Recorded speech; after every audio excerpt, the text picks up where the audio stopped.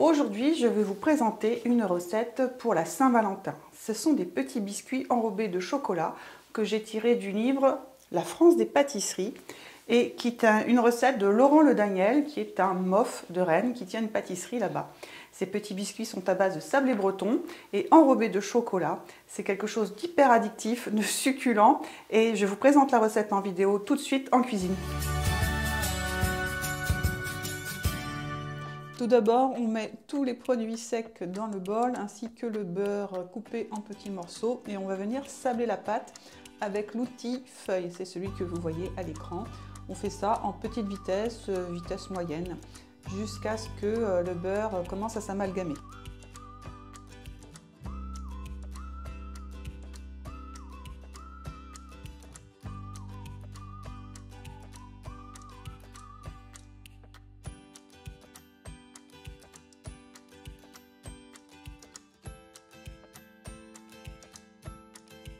Après quelques secondes de mélange, on rajoute les œufs et le rhum et on continue à petite vitesse.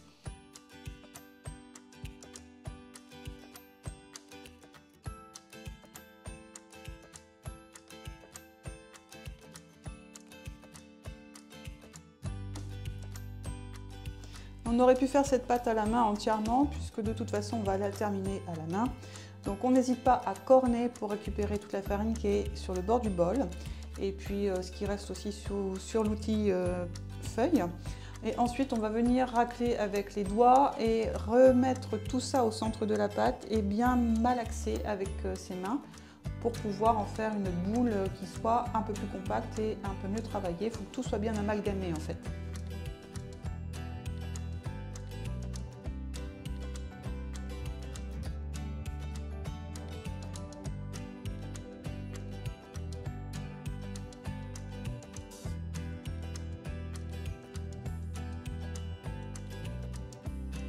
Abonne-toi.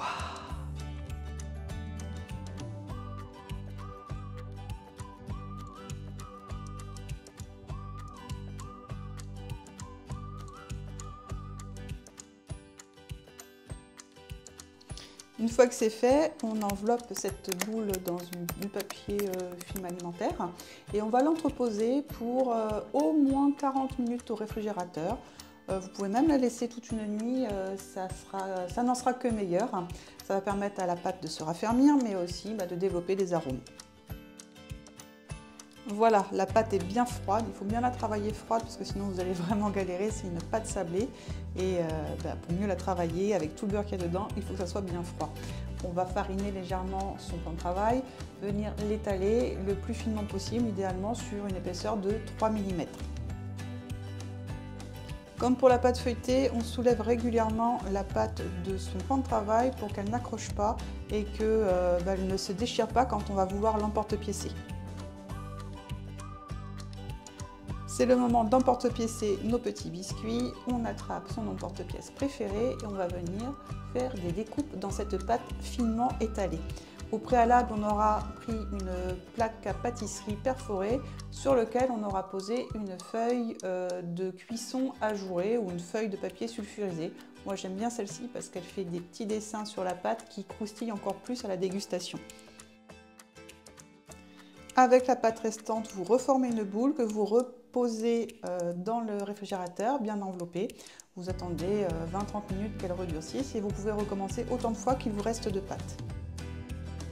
Quand vous avez terminé de plaquer vos biscuits sur les plaques de cuisson, vous les entreposez minimum 40-45 minutes dans votre réfrigérateur. C'est une étape importante pour éviter qu'ils ne se déforment à la cuisson. Cela vous laisse le temps nécessaire de faire préchauffer votre four pour pouvoir enfourner toujours à four chaud. Et on peut même mettre 2 plaques de cuisson si vous avez de la chaleur tournante.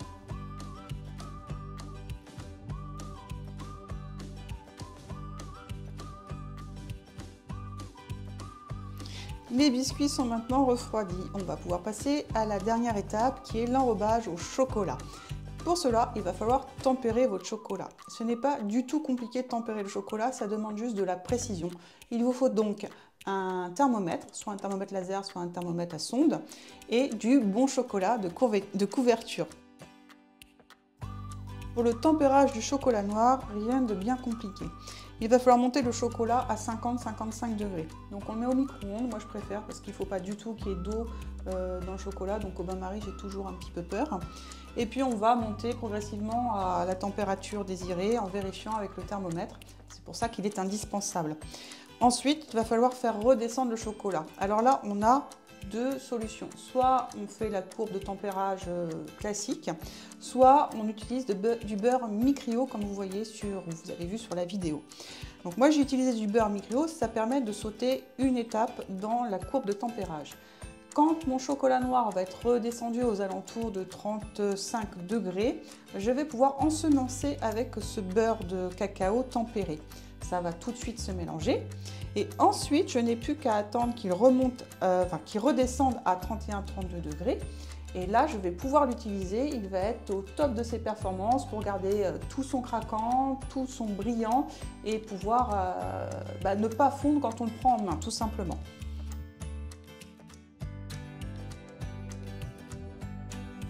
Voilà, le chocolat est à bonne température. On va pouvoir maintenant y plonger nos biscuits bien refroidis. Et avec l'aide de 2 fourchettes, on va pouvoir enrober notre chocolat en essayant de faire au mieux puisque tout ça est un exercice un petit peu périlleux, mais c'est très ludique et on se met du chocolat partout, mais c'est pas grave, c'est très bon le chocolat. Donc on fait ça pour tous les biscuits, sauf si on n'a pas fait assez de chocolat comme moi. Avec la dose de chocolat que j'avais préparée, j'ai réussi à faire une quinzaine de biscuits. C'est pas très grave puisque dans ma famille, il y en a qui apprécient les biscuits sans chocolat. Donc eh bien, ça a fait un partage pour les uns et pour les autres. Et j'ai eu du mal à prendre des photos avant que tout ne soit dévoré.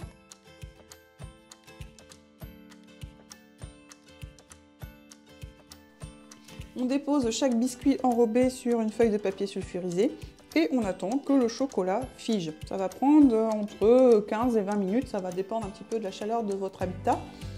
Une fois que c'est fait, vous pouvez déguster et ça va être très compliqué de ne pas tout dévorer d'un coup, tellement c'est addictif. En tout cas, je vous conseille de faire cette recette parce qu'elle va plaire à un très grand nombre. Les biscuits se gardent dans une boîte hermétique à température ambiante.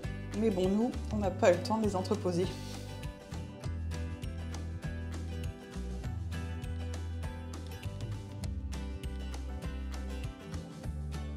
Voilà, la recette est terminée. Comme vous avez pu le constater, c'est super simple à faire.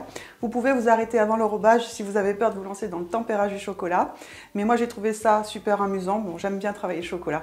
Et puis, on adore manger le chocolat aussi. Donc, les petits biscuits sont à garder à température ambiante dans une boîte hermétique si vous voulez les conserver ou les offrir. Chez nous, la conservation n'a pas eu lieu puisqu'elles ont été dévorées pratiquement en une journée.